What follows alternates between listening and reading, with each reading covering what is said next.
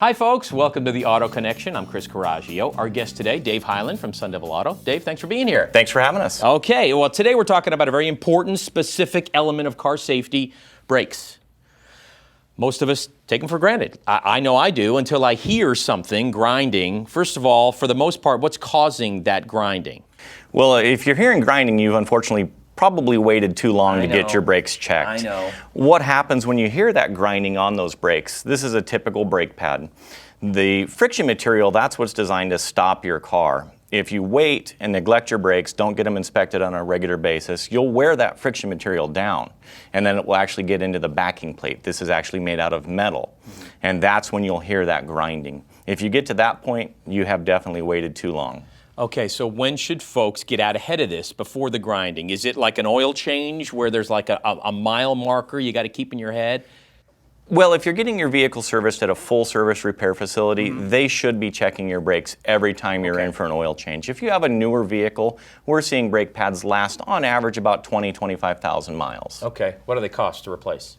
If you catch it in time, meaning that you have got them inspected and you haven't gone metal to metal, to resurface the rotor, put this in a brake lathe and shave off any of the vibration or warping that's in that rotor and replace the pads, on average with a good ceramic life brake pad, it's $139. Okay, and you guys do this all the time, obviously. All the time. All the time. And that's the rotor, like I said, so the pads clamp onto the rotor, stop the car, right? Correct, yeah. The pad is actually what rides on the rotor, and this is a brake caliper. This is the hydraulic portion. When you step on that brake pedal, this will squeeze down on the pads, making contact with the rotor, and stop your vehicle. Got it, okay. Dave, I gotta say, this probably looks like my car right now. That is actually a vehicle that was driven into our shop. A customer had some concerns that his brakes may have gone metal to metal, and as you can see, it actually went beyond metal to metal. This could have been a very simple repair, cut the rotors, replace the pads, but once it started grinding and he continued to drive the vehicle, the damage just continued and got worse and certainly more expensive. You probably heard him coming, I'm sure of it.